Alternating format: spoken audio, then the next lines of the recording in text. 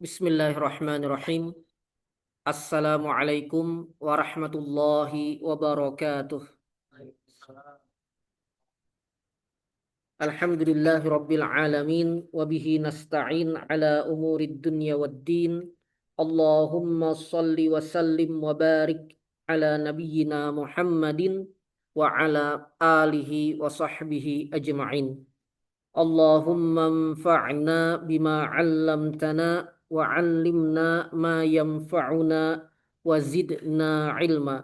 Allahumma inna nas'aluka 'ilman nafi'a wa rizqan thayyiba wa 'amalan mutaqabbala. Subhanakallahumma la 'ilma lana illa ma 'allamtana innaka antal alimul hakim. قال الله تعالى في كتابه الكريم وما كان المؤمنون لينفروا كافة فلولا نفر من كل فرقة منهم طائفة ليتفقهوا في الدين ولينذروا قومهم إذا رجعوا إليهم لعلهم يحذرون. وقال رسول الله صلى الله عليه وآله وسلم من سلك طريقا يلتمس فيه علما سهل الله له به طريقا إلى الجنة. أما بعد. Alhamdulillah Rabbil Alamin. Kita berjumpa kembali dalam program kajian pekanan Ma'at Al-Mubarak Banjarmasin. Dan kita masih di materi ke-7, tapi sudah pertemuan ke-22 ya. Sudah pertemuan ke-22. Dan mengingatkan kembali bahwa program kita ini mengkaji dua kitab ya. Mengkaji dua kitab, yaitu kitab fikih, yaitu Al-Yaqutun Nafis fi Madhab Ibn Idris, karya Al-Allamah Asy-Syarif Ahmad ibn Umar Asy-Syatiri rahimahullahu ta'ala. Jadi kitab fikih kita adalah kitab fikih Syafi'i, menggunakan kitab Al-Yaqut An-Nafis. Dan materi terakhir kemarin atau pekan lalu tentang syarat-syarat wudhu ya. Nah kemudian kitab satunya adalah kitab usul fikih ya. Kitab usul fikih menggunakan kitab Al-Madkhal ila Usulil Fiqh, karya Asy-Syaikh Dr. Abdurrahman Ibn Abdillah As-Saqqaf. Dua-duanya Ba'alawi ya. Dua-duanya Habib. Dan kitab Al-Madkhal ila Usulil Fiqh ini adalah kitab usul fikih sesuai dengan metodologi atau mazhab Asy-Syafi'i juga ya.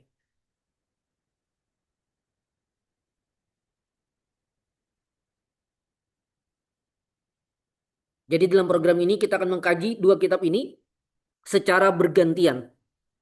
Jadi misalnya pekan ini usul fikih, mungkin satu pertemuan atau mungkin dua atau mungkin tiga, setelah itu nanti kembali ke fikih, mungkin satu, dua atau tiga lalu kembali ke usul fikih, demikian seterusnya gitu ya.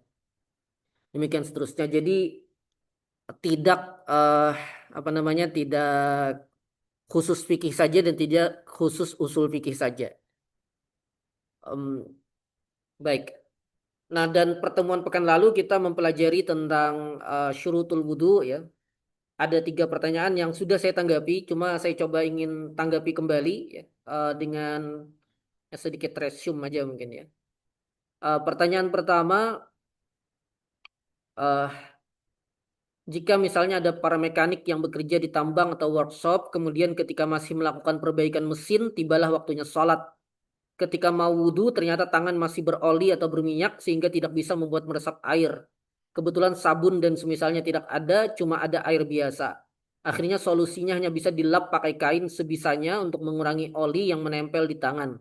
Akhirnya wudhu seadanya namun yakin bahwa air belum bisa meresap sempurna di kulit.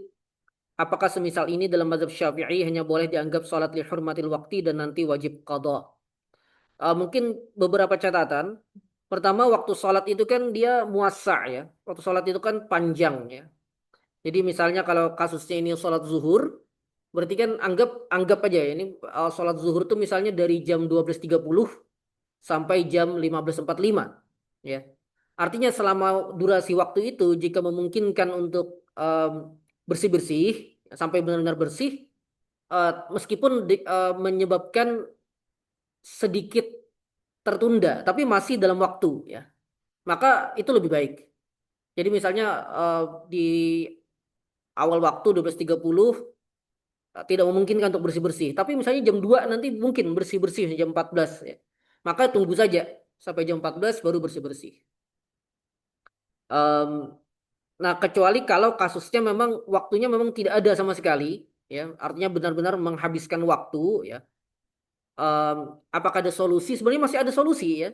Solusinya adalah jamak, meskipun ini ya harus ke mazhab yang lain, ya. Karena dalam mazhab Syafi'i kan jamak salat itu hanya boleh saat safar dan yang kedua saat hujan, ya, dan dengan kriteria tertentu.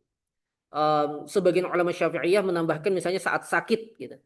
Nah, dan dari para ulama itu ada juga yang bahkan membolehkan jamaah salat tanpa sebab tertentu, asal tidak menjadi kebiasaan, ya, asal tidak rutin gitu. Saya pernah nyampaikan juga ini bisa diterapkan misalnya pada kasus kemacetan jalan, misalnya kayak di Jakarta gitu ya. Kalau di kita sih masih belum, kita belum sampai macet segitunya. Tapi kalau di Jakarta itu bisa macet berjam-jam gitu ya. Em, nah itu bisa diambil juga pendapat itu. Jadi pada kasus ini juga bisa. Misalnya dia sholat zuhur tadi ya, tidak memungkinkan untuk sholat, maka bisa dia mengikuti salah satu pendapat, bisa dia jamak.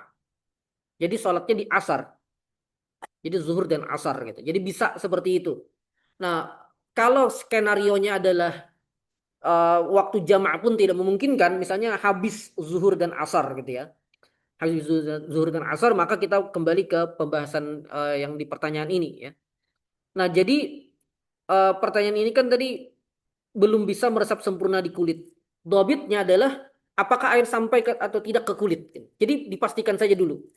Kalau ada dugaan, kalau ada dugaan bahwa itu sampai, maka bisa saja kita ambil pilihan bahwa itu memang sampai gitu. Bahwa airnya sampai. Kecuali kalau memang jelas-jelas benar-benar memang tidak bisa sampai gitu ya. Benar-benar terhalang oleh oli atau semisalnya tadi. Jadi masih ada apa namanya, masih ada fisiknya dari oli tersebut atau dari ya oli atau semisalnya tadi yang memang sudah sangat jelas air tidak bisa sampai gitu. Nah, kalau kasusnya seperti itu, maka jawabannya memang sebagaimana yang sudah saya tanggapi sebelumnya, bahwa ya berarti dia tidak bisa toharah kan, dia tidak bisa toharah dari hadas. Dan dalam mazhab Syafi'i orang yang tidak bisa toharah dari hadas baik dengan wudhu maupun dengan tayamum, ya faqidut tahurain, dia tetap diwajibkan sholat dalam keadaan itu gitu. Jadi misalnya orang tidak bisa memenuhi salah satu apa namanya, salah satu dari rukun atau syarat sholat gitu ya. Nah dia tetap wajib untuk melakukan sholat. Dia tetap wajib untuk melakukan sholat. eh, Hanya saja sholatnya itu namanya lihurmatil waqt. Jadi sholat untuk menjaga kemuliaan waktu sholat. Tapi itu sebenarnya eh, ghairu mujzi, itu tidak memadai sehingga nanti wajib qadha ya. Dia wajib qadha. Cuma itu menghilangkan dosa. Jadi dia sholat semacam itu tarfaul ism gitu. Jadi menghilangkan dosa, orang yang melakukannya akhirnya tidak berdosa lagi. Tidak dianggap sebagai orang yang meninggalkan sholat. Tapi sholatnya sendiri sebenarnya belum memadai, karena itu diwajibkan untuk qadha ya. Itu kalau kasusnya memang begitu. Jadi tinggal pertama dari sisi waktu tadi dicek ya. Yang kedua dari sisi apakah benar-benar ada fisik oli atau misalnya itu yang menghalangi masuknya air, atau sebenarnya eh, sekadar apa namanya, sekadar syak gitu atau yang lain gitu ya. Eh, itu perlu dilihat. Baik. Kemudian berikutnya pertanyaan kedua, apakah air yang diberi garam kemasan sama seperti air laut? eh jadi di kitab-kitab turas, dan ternyata saya cek ya, mohon maaf ini mungkin agak kurang wawasan ya. Setelah saya cek memang garam itu ada dua macam ya. Garam itu ada dua macam, ada garam yang memang berasal dari air laut dan ada garam yang memang yang berasal dari apa namanya, dari gunung gitu ya. eh atau ya ada dari, ya dari darat gitu ya, dari darat, dari gunung, artinya bukan dari air laut. Nah, para ulama Syafi'iyah membedakan kalau memang dari air laut karena aslinya kan itu memang air gitu ya. Sehingga ya tercampur dengan air, maka tidak akan membuat kehilangan air tersebut kehilangan sifat mutahhirnya. Karena dobit dari benda suci yang mencampuri air yang membuat airnya tidak lagi suci, tidak lagi menyucikan, ya, tidak lagi mutahhir adalah kalau benda tersebut adalah benda yang sebenarnya tidak bercampur dengan air. Ya, jadi secara adahnya dia tidak tercampur dengan air. Kemudian dicampur karena faktor tertentu, kemudian mengubah sifat air tadi sehingga airnya tidak bisa lagi disebut sebagai air, maka ia menjadi ghair mutahhir. Tetap suci tapi tidak bisa digunakan untuk taharah. Nah, kalau garamnya itu memang asli berasal dari air, ya, kalau garamnya itu berasal dari air, jadi dari air laut gitu ya, maka otomatis eh, otomatis tidak masalah. Nah, kalau garamnya itu dari garam gunung atau ya semisal itu, kalau tercampur dengan air ya dalam mazhab Syafi'i dan mengubah sifat air tadi, ini catatannya juga karena tidak sekadar bercampur tapi harus ada tagayyur, mengubah ya, harus ada perubahan gitu. Sehingga air tadi tidak lagi bisa disebut sebagai air, nah maka air tadi kehilangan sifat menyucikannya, kehilangan sifat menyucikannya. Nah, sekarang bagaimana dengan garam kemasan? Setelah saya coba cari-cari tahu, mayoritas garam kemasan di Indonesia yang beredar di Indonesia, terutama garam-garam lokal itu memang berasal dari bahan utamanya air laut.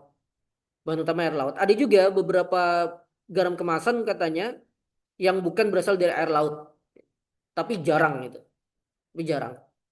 Nah, kemudian saya cek lagi, memang tidak pure ya produk-produk pabrikan itu kan memang tidak murni satu bahan saja kan, ada campurannya. Nah, tapi campurannya umumnya campuran yang sedikit, jadi bahan utamanya tetap adalah garam gitu. Tetap garam laut tadi, bukan bahan bukan bahan-bahan tambahan, bahan tambahannya hanya sedikit, sedikit sekali. Em, di atas ini bahan garamnya itu sekitar berapa ya? Kalau saya tidak salah ingat tadi sampai 98% bisa jadi gitu. Jadi sangat dominan garam eh, garam laut aslinya gitu di garam kemasan itu. Nah, sehingga karena campuran yang lain itu sangat sedikit, jadi tidak berpengaruh. Nah, dengan surah semacam ini, saya beri catatannya, dengan surah semacam ini, kalau garam kemasan tadi bercampur dengan air, maka tidak mengubah sifat suci menyucikannya air tadi. Dengan catatan dengan surah seperti tadi. Artinya kalau kasusnya berbeda, tentu jawabannya berbeda. Ya. Kemudian yang terakhir, eh, air mutlak yang dicampur dengan sengaja dengan benda suci lain. Nah, ini pengantar saja ya. Eh, tetapi air yang dicampur semisal tawas, kaporit untuk menjernihkan airnya seperti yang dilakukan PDAM dianggap tetap air suci dan menyucikan. Kenapa hal ini dianggap sah-sah saja? Terutama karena memang dia malah memurnikan sifat air. Ya. Dia membuat airnya menjadi air gitu. Sehingga tidak mengubah. Karena prinsipnya tadi kan harus ada taghayyur ya. Taghyir itu mengubah. Dia mengubah sifat air. Nah, sedangkan keberadaan kaporit tadi kan malah ya menghilangkan bakteri dan segala macam dan membuat air kembali kepada sifat alaminya. Nah, karena dia kembali kepada sifat alaminya, maka masuknya kaporit dan semisalnya tadi ke air PDAM malah tidak bermasalah dan airnya tetap suci menyucikan. Nah, tapi kemudian eh, bagaimana dengan sifat air, ini pertanyaan berikut lanjutannya ya. Bagaimana dengan sifat air yang terkadang daerah tertentu air PDAM-nya berbau sekali kaporitnya sehingga mengubah di antara tiga sifat air? Nah, jadi jawabannya memang tergantung eh, pengaruh dari keberadaan kaporit tadi. Apakah benar-benar signifikan warna atau rasa atau baunya ya, sehingga mengubah sifat air atau tidak? Secara umum setahu saya sih sebenarnya tidak ya. Secara umum tidak. Jadi air yang kita sering gunakan tuh masih seperti air gitu. Nah, kalau kadarnya seperti itu tidak masalah, dia suci menyucikan. Tapi kalau benar-benar ada kasus yang misalnya baunya cukup menyengat misalnya atau hal lainnya atau eh, mungkin warna atau apa berubah cukup signifikan, maka ya kembali ke ketentuan atau dobitnya. Ya kalau terjadi perubahan yang signifikan kepada sifat-sifat air tadi sehingga airnya tidak bisa lagi disebut sebagai air, sebagai air mutlak ya, maka dia kehilangan sifat menyucikannya. Jadi tinggal dilihat kadarnya seberapa besar dan seberapa berpengaruh terhadap perubahan sifat air tadi. Itu mungkin tiga jawaban atas tiga pertanyaan yang diajukan secara online nih pekan lalu ya. Eh, saya coba tanggapi lagi untuk memantapkan. Baik, sekarang kita masuk ke usul fikih ya. Al-madkhal ila usulil fiqh. Em, baik, Bismillahirrahmanirrahim. Qala al-muallifu Asy-Syaikh Dr. Abdurrahman As-Saqqaf hafizahullahu taala. Al-faslu ats-tsalitsu, fasal ketiga, al-alaqatu baina ilmil fiqhi wal usuli wal jadali wal khilafi.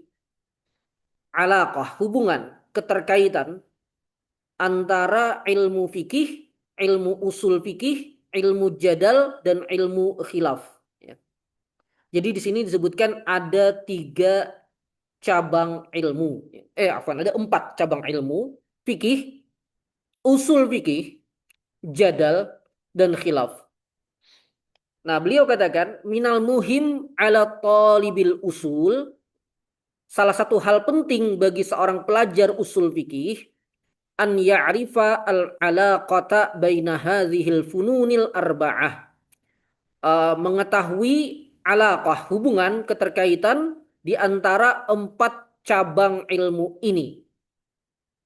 Wa qad arafna fil faslis sabiqi al-fiqha wal usula. Dan kita telah ketahui dalam fasal sebelumnya apa itu fikih dan apa itu usul fikih. Ya. Uh, ya fikih itu apa? Salah satu definisinya ya. Al-ilmu bil ahkam syar'iyyatil amaliyati al-muktasabu min adillatiha tafsiliyah.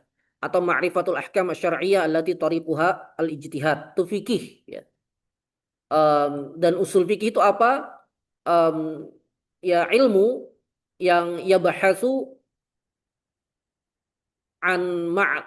ilmu yang membahas tentang al-adillah atau adillatil fiqhi al-ijmaliyah. Ilmu yang membahas ya, bisa kita katakan ilmu, ulama khilaf ya. Ada yang memasukkan usul fikih itu mendefinisikan usul fikih dengan ilmun. Ya, ilmun ya bahasu atau ma'rifatu bisa juga ya, ini dekat lah. Atau ada yang mendefinisikannya langsung kepada dalil ya, dalail atau adillah jamaknya. Uh, Dalailul fiqhi al-ijmaliyah wa kaifiyatu istifadati minha min hadhihi al-adillah atau min hadhihi ad-dalail wa hali al-mustafid gitu ya. Nah, itu adalah usul fikih dan kita sudah pelajari ya sebelumnya. Wa qad dzakara Ibnu Khaldun fil muqaddimati annahu tafarra'a an ilmil usuli al-jadal wal khilaf. Dan Ibnu Khaldun dalam muqaddimahnya, dalam kitab beliau yang masyhur ya Muqaddimah Ibnu Khaldun, beliau menyebutkan bahwa dari ilmu usul fikih mencabang dua cabang ilmu, yaitu jadal dan khilaf. Ya. Ilmu jadal dan ilmu khilaf. Jadi ada ilmu fikih, kita sudah mengetahuinya, kita kemudian ada ilmu usul fikih, kita juga sudah mengetahuinya, dan ada ilmu, dan nanti ada tambahan dua tadi, ilmu jadal dan ilmu khilaf. Ya. Dan ini adalah dua cabang ilmu yang uh, tentu mengalami perkembangan ya. Dan kita sedang ini membaca sebenarnya, meskipun beliau kan ulama zaman sekarang ya, Dr. Abdurrahman As-Saqqaf ini ulama zaman sekarang. Buktinya apa? Buktinya ada gelar doktornya ya. Imam Syafi'i tidak bergelar doktor ya. Um, nah baik, tapi yang beliau jelaskan di sini sebenarnya memang konteksnya adalah konteks um, apa pembahasan ilmu ini menurut para ulama di masa lalu gitu ya. Yang kaitannya memang jadal dan khilaf ini memang kaitannya nanti adalah uh, ya membela mazhab gitu. Membela mazhab. Kalau kita baca di kitab-kitab tarikh tasyri' ya, kitab-kitab tarikh tasyri' misalnya di di kitab apa namanya Syekh Al-Khudari Bek ya, Tarikh At-Tasyri' Al-Islami, masyhur sekali kitabnya di Indonesia. Em, di periode kelima fikih, jadi beliau membagi beberapa periode, kan ada kemudian periode kelima.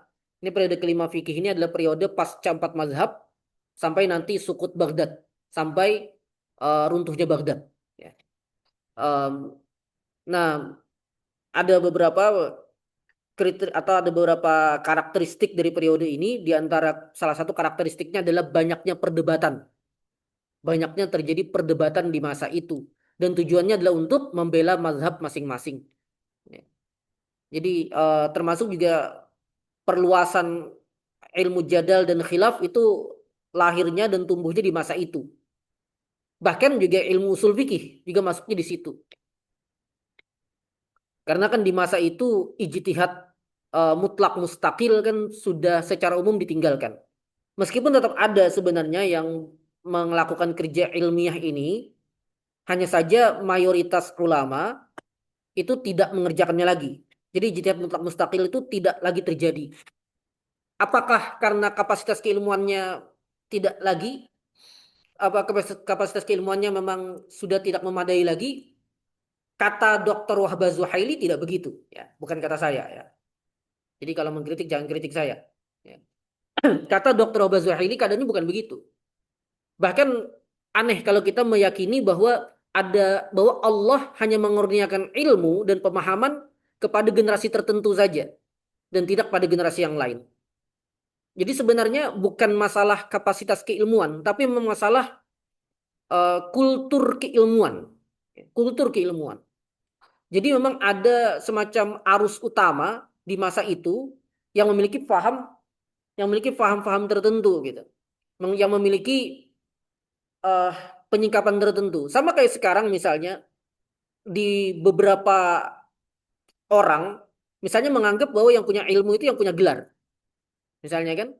Sehingga sealim apapun orang itu kalau gelarnya belum penuh gitu, maka dianggap eh, kealimannya belum belum cukup gitu. Sebaliknya orang yang sudah memiliki gelar akademik tertinggi misalnya, maka dia berarti orang yang sangat alim sudah. Ya meskipun kadang-kadang faktanya tidak demikian ya. Em, Kadang-kadang faktanya tidak demikian. Hanya saja, tapi bagi sebagian orang memang begitu gitu. Nah itu semacam arus pemikiran di situ. Jadi bukan masalah benar atau tidak sesuai fakta, tapi memang ada pemikiran misalnya yang menetapkan bahwa kadar keilmuan seseorang itu dilihat dari gelar akademiknya, ya. Atau dilihat dari misalnya alma maternya dan semisalnya. Nah demikian juga di masa itu ijtihad mutlak mustakil itu ditinggalkan karena apa? Karena memang para ulama merasa cukup dengan mazahib yang sudah ada sebelumnya yang telah dibangun oleh guru-guru mereka atau kakek guru mereka. Yang kemudian dan awalnya sebenarnya mazahib itu ada banyak, tapi kemudian eh, mengalami perkembangan dan tersisa empat. Ya, yang itu yang kita kenal dengan al-mazahibul arba'ah. Ya. Mazhab Hanafi, Maliki, Syafi'i, dan Hambali. Nah, ketika empat mazhab itu sudah menguat, dan itu pun mengalami fase sebenarnya ya. Karena sebelumnya empat mazhab yang kuat itu Hanafi, Maliki, Syafi'i, dan Zahiri. Hambali agak terlambat sebenarnya. Jadi Hanafi, Maliki, Syafi'i, dan Zahiri. Cuma Zahiri ini kan salah satu wilayah yang paling kuat itu di Andalusia ya. Ada tokoh namanya Ibnu Hazm Al-Andalusi. Nah, tapi Zahiri kemudian melemah. Nah, Hambali kemudian lambat laun tambah kuat gitu. Em, Kata Syekh Waliullah Ad-Dihlawi, Syekh Waliullah Ad-Dihlawi, sebenarnya kedudukan Imam Ahmad dengan Imam Syafi'i itu sama dengan kedudukan Imam Abu Yusuf atau Imam Muhammad bin Hasan dengan Imam Abu Hanifah. Ya. Jadi kedudukan Imam Ahmad terhadap Imam Syafi'i itu sebenarnya sama dengan kedudukan Imam Abu Yusuf terhadap Imam Abu Hanifah. Dan kita ketahui Imam Abu Yusuf dan Imam Muhammad bin Hasan Asy-Syaibani itu Hanafi, mengikuti mazhab gurunya. Nah sebenarnya kedudukannya sama. Bedanya adalah um, para ulama kemudian tidak memasukkan pendapat-pendapat Imam Ahmad ke dalam mazhab Syafi'i. Selain juga kalau kita mau lihat biografi Imam Syafi'i, juga karena sebenarnya pembentukan mazhab beliau itu terbentuk di Mesir. Sedangkan Imam Ahmad tuh murid Imam Syafi'i di Baghdad. Jadi muridnya mazhab qadimnya beliau. Nah, sedangkan pembentukan mazhab Syafi'i yang kita kenal saat ini itu di Mesir. Makanya ada Al-Um ya, dari Ar-Rabi' ibn Sulaiman gitu. Ada Mukhtasar Al-Muzani, ada Mukhtasar Al-Muzani itu kitab paling penting dalam menyebarkan mazhab Asy-Syafi'i. Dari kitab Mukhtasar Al-Muzani itu kemudian nanti lahir berbagai kitab lainnya yang kemudian menjadi rujukan. Kemudian juga ada Mukhtasar Al-Buaiti. Nah, Ar-Rabi' bin Sulaiman, Al-Muzani dan Al-Buaiti itu murid-murid Imam Syafi'i di Mesir. Nah, karena itu keberadaan murid-murid beliau di Baghdad akhirnya memang tidak dimasukkan ke dalam mazhab Syafi'i gitu. Tapi posisinya sebenarnya sama gitu dengan menurut Syah Waliullah Dihlawi ya, bukan menurut saya. Menurut Syah Waliullah Dihlawi itu sebenarnya sama posisi Imam Ahmad kepada Imam Syafi'i itu sama dengan Imam Abu Yusuf kepada Imam Abu Hanifah. Karena itu ya ihtimam para ulama awalnya kepada Imam Ahmad kepada mazhab Imam Ahmad memang tidak terlalu kuat. Ya. Lebih-lebih kan beliau memang keahlian beliau dalam ilmu hadis lebih diperhatikan awalnya kan. Beliau punya musnad yang sangat besar gitu. Nah, cuma kembali lagi akhirnya mazhab Imam Ahmad masuk mazhab Zahiri yang mundur ya. Sehingga kita kenal mazhab Arba'ah yang kita kenal saat ini. Nah, setelah itu masuk fase di mana para ulama merasa cukup dengan empat mazhab itu. Merasa cukup dengan empat mazhab itu, kemudian muncul semacam arus pemikiran bahwa pintu ijtihad telah tertutup. Awalnya eh, pemikiran ini lahir dari upaya untuk membendung ijtihad-ijtihad yang serampangan. Jadi sudah mulai muncul nih orang-orang yang tidak punya kapasitas tapi berani berijtihad. Akhirnya para ulama menghindari itu, mereka tutup saja gitu. Tentu ini tidak ada peresmiannya. Ini kan sekadar kayak pemikiran berkembang saja. Kemudian ditutup sehingga para ulama kemudian merasa cukup berintisab kepada mazhab-mazhab yang ada. Saya Syafi'i, Anda Hanafi, Anda Maliki, Anda Hambali gitu. Kemudian pintu ijtihad mustaqil pun juga ditutup. Sehingga yang terjadi hanyalah ijtihad di dalam mazhab. Dan lagi-lagi ini pemikiran yang berkembang, arus utama pemikiran bukan masalah kapasitas individunya. Bukan masalah kapasitas individunya. Sebagaimana kata Dr. Wahbah Zuhaili tadi. Nah, karena mereka kemudian berintisab kepada mazhab dan uh, ya kapasitas ilmiah mereka kan masih sangat banyak ini. Tapi mereka tidak punya wilayah untuk atau tidak punya apa ranah mereka tidak untuk ijtihad secara mandiri. Ya. Tapi kerja pemikirannya kan masih kuat. Akhirnya mereka membuat berbagai bahasan lain. Termasuk kemudian usul fikih berkembang di masa ini. Usul fikih berkembang di masa ini dan pembahasannya meluas kemana-mana. Masuk kemudian masail kalamiah dan segala macam. Kemudian eh, lahir ilmu jadal dan khilaf. Perdebatan panjang lebar gitu. Dan dari semua perdebatan itu, perdebatan yang paling banyak direkam oleh para ulama adalah perdebatan antara mazhab Hanafi dan Syafi'i. Ya. Makanya kalau kita temukan ada banyak kitab yang membahas perbandingan dua mazhab ini saja. Perbandingan dua mazhab ini saja. Hanafi dengan Syafi'i. Karena memang yang paling banyak terjadi perdebatan dua mazhab ini. Yang paling banyak dibenturkan lah dua mazhab ini. Karena dia lahir dari dua madrasah yang berbeda. Sedangkan Maliki dan Hambali kan satu madrasah dengan Syafi'i. Kan sama-sama madrasah ahli hadis. Ya. Ya gitulah. Jadi muncul jadal khilaf. Jadi semangatnya adalah semangat untuk mempertahankan pendapat mazhabnya dan melemahkan pendapat mazhab lawan. Itu semangatnya. Baik. Cukup jelas ya. Latar belakang ilmu jadal dan khilaf. Wa yatarattabu ala dzalika ma'rifatul mujtahid wal faqih wal usuli uh, wal jadali wal khilafi.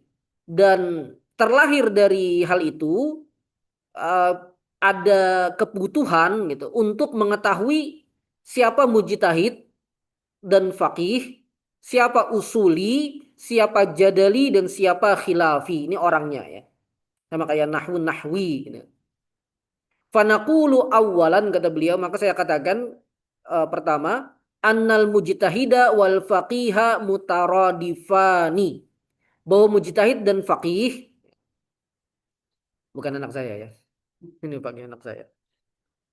Bahwa mujtahid dan faqih itu mutaradifani, itu sinonim pada awalnya. Makanya faqih dalam makna sebenarnya adalah mujtahid. Hanya saja di era mutaakhirin kemudian penggunaan kata faqih diperluas. Bahkan sampai pada titik diberikan kepada orang yang banyak menghafal masail mazhab gitu. Dia sudah disebut sebagai faqih gitu. Bahkan di masa sekarang mungkin lebih turun lagi gitu ya. Orang yang sekadar punya sanad kitab fikih gitu yang disebut faqih ya. Padahal sekarang punya sanad tuh tidak susah ya. Kalau dulu awalnya faqih itu mujtahid gitu. Faqih itu mujtahid. Sebagaimana definisi fikih ya. Fikih itu kan al-ilmu bil ahkam syar'iyyatil amaliyati al-muktasabu min adillatiha tafsiliyah. Berarti faqih siapa? Faqih adalah orang yang memiliki ilmu itu. Orang yang memiliki ilmu tentang hukum-hukum syar'i yang dia dapatkan dari dalil-dalilnya yang terperinci. Jadi faqih itu adalah orang yang mengetahui hukum syar'i langsung dari dalil-dalilnya. Dan itu siapa? Yang mujtahid. Definisi fikih sudah menunjukkan siapa faqih sebenarnya, siapa orangnya gitu. Nah, jadi faqih adalah mujtahid. Karena fikih itu ijtihad gitu. Baik. Makanya ya mutaradifani, ya sinonim. Kilahuma yastambitul hukma syar'iyya minad dalilit tafsili biwasitatid dalilil ijmali. Keduanya menggali hukum syar'i. Apa itu hukum syar'i? Ya, pembagiannya ya wajib, makruh, wajib, mandub, mubah, makruh, haram. Cuma 5 saja ya. Itu pun susah kita ketahui ya. Apa hukumnya upacara bendera? Apa hukumnya makan kerupuk berdiri? Apa hukumnya panjat, panjat, iya panjat pinang. Apa hukumnya panjat pinang? Em, Apa lagi? Nah itu kan perlu kata hukumnya kan? Itu hukum syar'i itu. Jadi kita perlu tahu hukumnya apa. Dan hukum syar'i itu berkonsekuensi dunia dan akhirat. Dunia konsekuensinya adalah hukuman. Ya. Jadi orang yang melanggar hukum syar'i itu sebenarnya bisa dihukum di dunia. Karena itu hukum syar'i itu sebenarnya hukum positif negara sebenarnya di masa lalu. Ya. Hanya saja ketika Islam ditinggalkan, muncul negara-negara yang tidak menjalankan syariat Islam, akhirnya terpisah gitu. Muncullah qawanin wad'iyah namanya ya. Hukum positif sekuler gitu. Hukum positif yang sekuler. Sehingga akhirnya ada perbedaan antara legal dan halal. Ya. Ada perbedaan antara legal dan halal. Bir yang ada misalnya di minimarket halal atau tidak? Haram karena dia memabukkan. Legal atau tidak? Legal, legal. Makanya kalau ada orang yang mempromosikan minuman keras itu, kemudian membuat semacam kuis gitu ya, atau semacam tantangan gitu.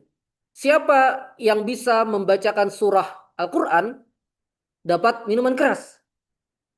Itu dalam hukum negara legal. Itu legal. Ya. Makanya kalau mau menyalahkan jangan cuma menyalahkan pelakunya. Ya. Salahkan yang melegalkannya.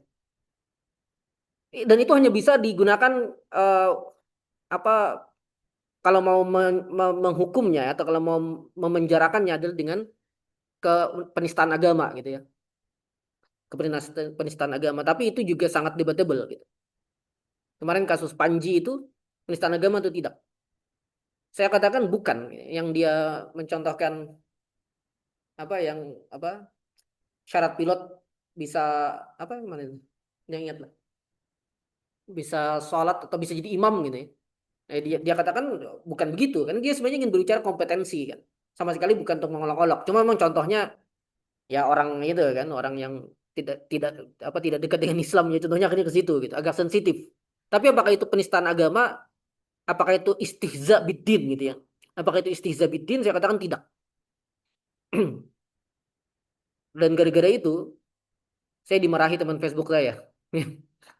Oh, dia keras sekali ini pokoknya istihza biddin gitu. Jadi memang ada kalangan tertentu yang semuanya disebut istihza biddin gitu ya. Bahkan sekadar bercanda saja gitu. Jangan-jangan dia kalau ketemu Nabi dan Nabi katakan orang tua tidak masuk surga gitu. Dia katakan istihza biddin juga itu Nabi. Gitu. Seandainya dia tidak tahu itu yang berkata itu Nabi gitu. Memang ada orang yang terlalu mudah mengatakan istihza biddin gitu ya. Um, nah, tapi ya lagi sangat debatable gitu. Nah, pada kasus yang minum-minuman keras itu memang ya tadi lagi-lagi debatable gitu ya. Cuma dalam hukum negara, apakah itu legal? Legal. Legal. Karena apa? Keberadaan minuman kerasnya sendiri legal gitu. Ya itulah.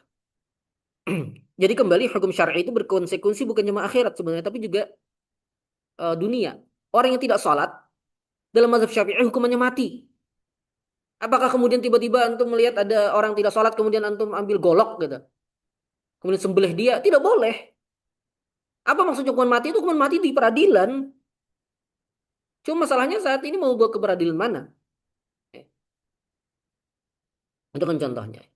Baik, jadi nah keduanya mujtahid dan faqih mengistimbat hukum syar'i minat dalil tafsili dari dalil tafsili. Dalil tafsili itu ayat Al-Qur'an yang spesifik membahas hukum tertentu, ya. Atau hadis Nabi yang membahas secara spesifik hukum tertentu. Atau ijma' yang membahas secara spesifik hukum tertentu, atau qiyas secara spesifik pada hukum tertentu dan seterusnya. Itu namanya dalil tafsili. Dalil terperinci yang membahas kasus-kasus tertentu secara spesifik. Dari dalil itu. Biwasitati dengan perantara dalil ijmali. Biwasitati dalil ijmali. Apa itu dalil ijmali? Dalil ijmali itu adalah kawaid usuliyah, kaidah-kaidah usul. Misalnya mutlakul amri lil wujub. Perintah secara mutlak itu menjadikan hukum wajib. Maka kalau ada perintah dalam ayat apapun, perintah dalam hadis apapun, maka bawa dulu kepada hukum wajib.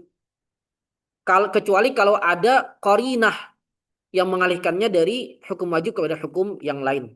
Nah, nah, jadi keduanya baik mujtahid maupun faqih kerjanya sama karena itu ya sinonim gitu. Itu juga gitu.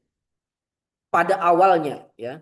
Kemudian nanti istilah fakih yang mengalami downgrade, gitu. Mengalami penurunan. Sehingga istilah fakih diperluas, bukan cuma untuk mujtahid. Makanya di istilah fakih non mujtahid. Gitu. Baik. Fal madlul huwa al hukmu syar'i al mustambat minad dalil. Jadi yang ditunjukkan oleh dalil itu adalah hukum syar'i yang digali dari dalil sebagaimana kama sayati idahuhu minal amsilati sebagaimana nanti akan ada penjelasannya berupa contoh-contoh setelah ini. Cuma nanti setelah bagian ini selesai kita akan lanjutnya ke fikih dulu ya, nanti baru ke usul fikih. Ini pun sudah 17.52 ya. Satu paragraf lagi ya. Satu paragraf lagi. Wa ammal usuli fahuwal arifu biddalailil ijmaliyati wa bil murajjihati wa bisifatil mujtahid. Adapun usuli adalah orang yang mengetahui dalil-dalil ijmali dan mengetahui murajjihat, faktor-faktor yang menguatkan salah satu dalil atas dalil yang lain serta sifat seorang mujtahid. Dan ini lagi-lagi diambil dari definisi usul fikih sendiri. Ma'rifatud dalailil ijmaliyah wa kaifiyati al-istifadati min hadhil adillah atau min hadhil dalail wa sifat wa halil al-mujtahid. Itu definisinya usul fikih dan usuli adalah itu gitu. Fal farqu bainal usuli wal mujtahid, maka perbedaan antara usuli dan mujtahid min haitsus sifat al-mazkurah, dari sisi sifat-sifat yang telah disebutkan, annal mu'tabara fi musammal usuli, bahwa yang diperhatikan pada seseorang yang disebut sebagai usuli adalah ma'rifatuha, adalah mengetahui dalil-dalil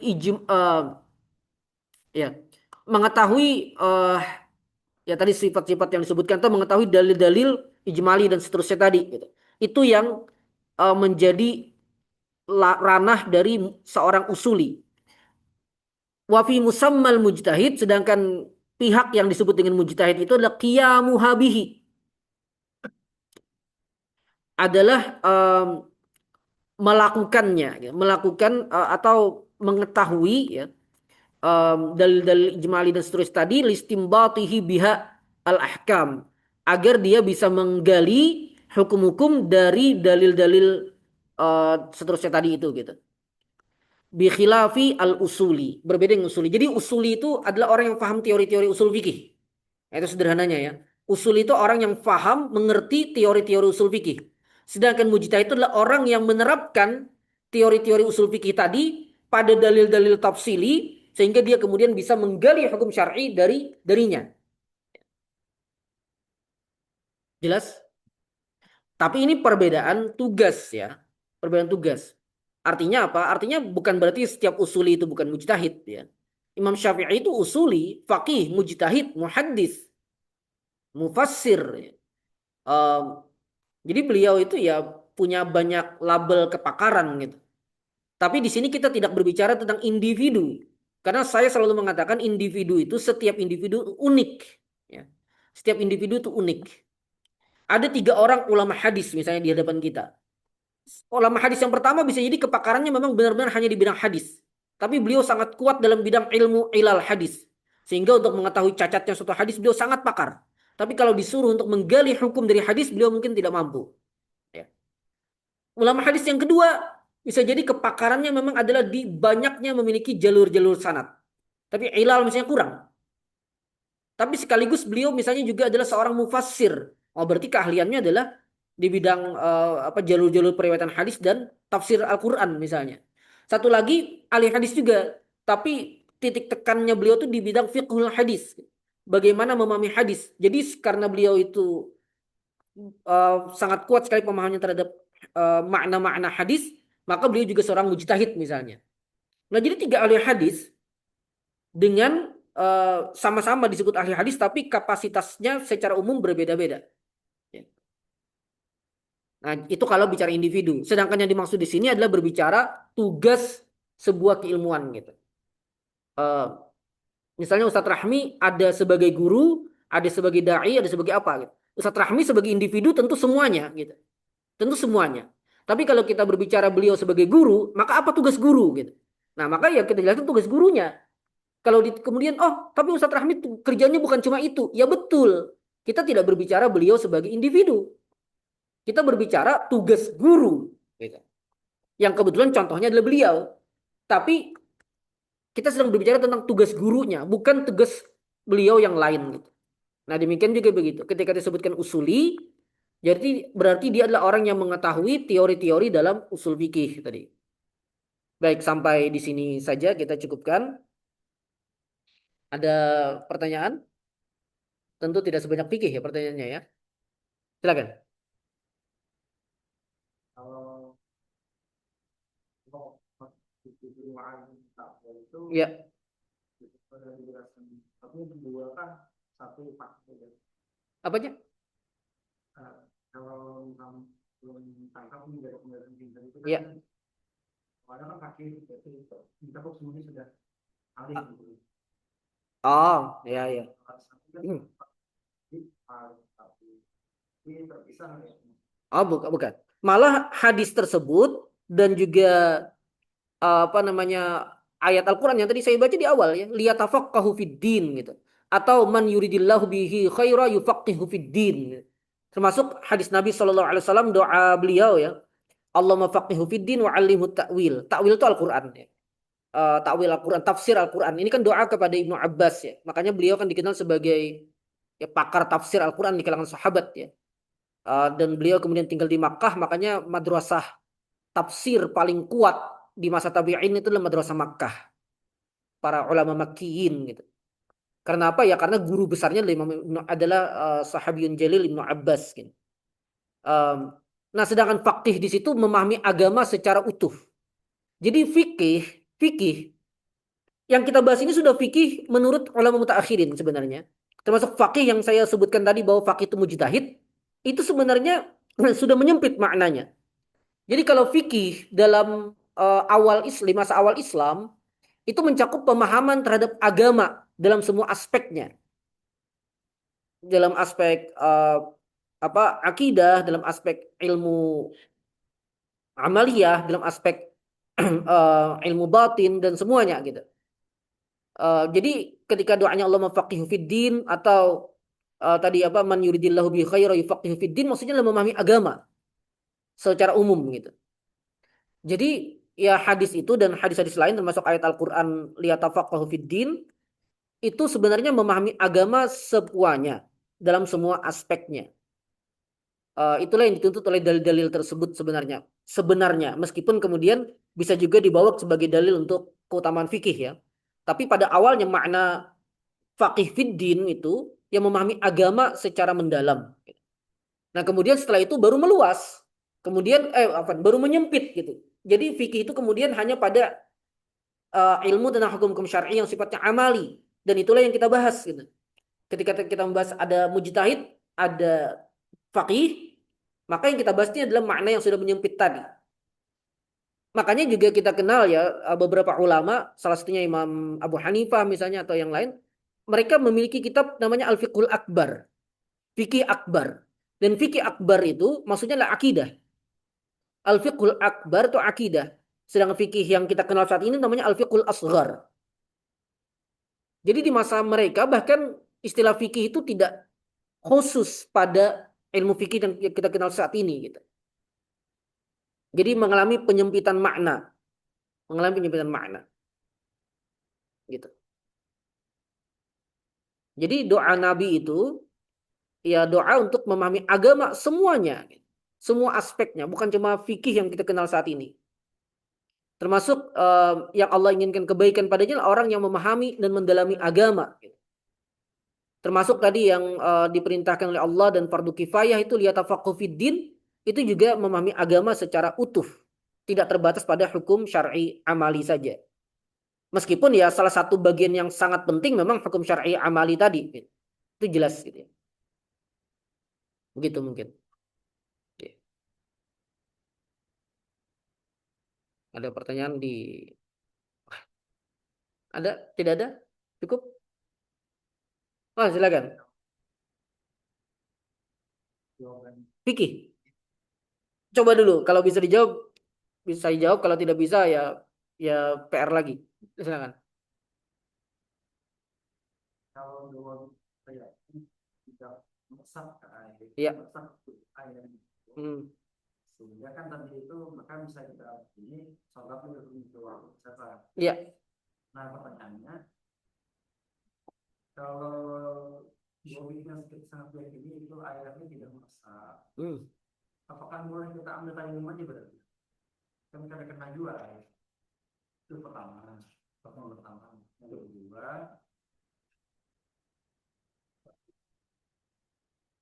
yang kedua, kalau kita yang ini bahwa Hmm. ya hidupnya kan Hmm. salah satu waktu juga, salah satu waktu itu kan keadaan-keadaan yang memang kita tidak bisa tahu. Hmm. Apakah tetap harus wudhu? Karena kita sudah tahu saya tidak masak dua harus tetap wudhu. Hmm. Apakah langsung sholat juga?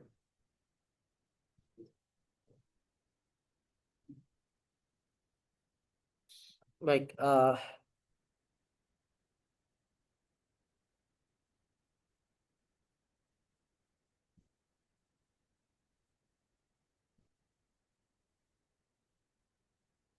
Enggak.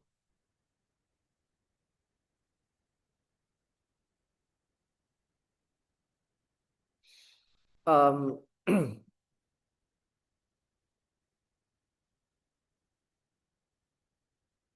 kalau kasusnya tadi tayamum,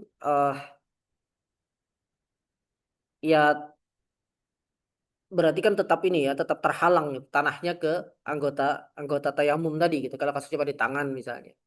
Kecuali kalau kasusnya em, pada kaki misalnya. Cuma harus dilihat lagi itu apakah itu sudah masuk pada asbab tayamum ya. Karena kan sebab tayamum secara eh, secara garis besar fil jumlah itu kan faqdul ma, hisan atau syara'an, ketiadaan air baik secara fisik ataupun secara syar'i. Secara fisik memang airnya tidak ada, secara syar'i kita tidak bisa menggunakan air gitu. Sedangkan pada kasus yang ditanyakan kan masih bisa menggunakan air. Hanya saja syarat wudhunya tidak terpenuhi karena ada penghalang gitu. Nah, apakah itu membolehkan tayamum? Wallahu a'lam. Saya lihat malah keadaannya tidak seperti itu gitu. Jadi bukan sesuatu yang membolehkan tayamum. Dan sebenarnya yang dituntut kan al-matlub kan menghilangkan eh, penghalang itu kan pada dasarnya. Nah, masalahnya adalah misalnya tidak ada waktu untuk bisa menghilangkan itu. Kemudian yang berikutnya, em, apa tadi? Apakah tidak perlu wudhu gitu ya? Karena sudah pasti juga wudhunya tidak sah. Sudah pasti wudhunya tidak sah. Wallahu a'lam. Wallahu a'lam. Em, Tampaknya benar ya. Cuma nanti mungkin kita cek lagi gitu ya. Apakah ada penjelasan secara spesifik tentang hal itu? Tapi tampaknya benar gitu bahwa ya wudhunya juga tidak sah gitu ya. Wallahu a'lam. Ya. Nanti insya Allah kalau ada penjelasan lebih lanjut nanti bisa saya tanggapi di pekan depan insya Allah. Ya. Cukup? Ada lagi? Ya, silakan. Usul fikih ya. Usul fikih. Saya terkait masalah Oh ya silakan. Ya, silakan. penasaran aja. Iya. Eh, Sebagai umat ini Hmm. Islam, Hmm. kita itu apakah boleh memakai dan mencampuri beberapa masalah gitu, Ustaz? Oh, hai. Karena mungkin kita tidak mampuan untuk mengikuti satu aja gitu di masalah Ah, mungkin lebih diringankan, ya, dan ibaratnya kita memakai beberapa gitu karena kebiasaan lipat itu, atau mungkin ada kita cocokkan secara logika lebih nyaman di mana gitu, tapi baik. kita pakai ini juga. Baik. Baik, baik. Dalam konteks menghindari masyakkah, memang terikat dengan satu mazhab saja saat ini susah sekali ya. Karena itu em, saya pernah bikin artikel jurnal, pernah saya sampaikan ya, tentang talfik mazhab. Saya punya artikel jurnal tentang talfik mazhab, mengkaji pemikiran Dr. Wahbah Zuhaili dan ringkasnya adalah boleh dengan perincian tentunya. Dengan perincian dan syarat-syarat tertentu, tapi talfik mazhab mencampur adukkan mazhab, jadi menggabung pengamalan apa namanya satu mazhab dalam satu amal gitu itu boleh. Bahkan itu konteksnya adalah jadi konteks talfik mazhab yang dibahas itu adalah menggabungkan beberapa mazhab dalam satu amal saat itu.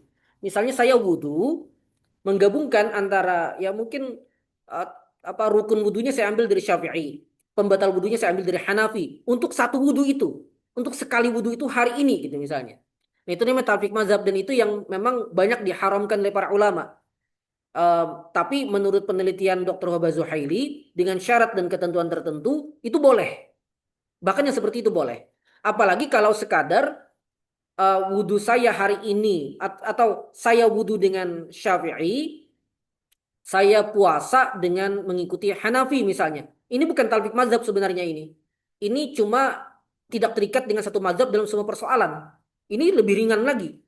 Karena pada dasarnya saya perlu katakan ya ini eh, pegangan saya.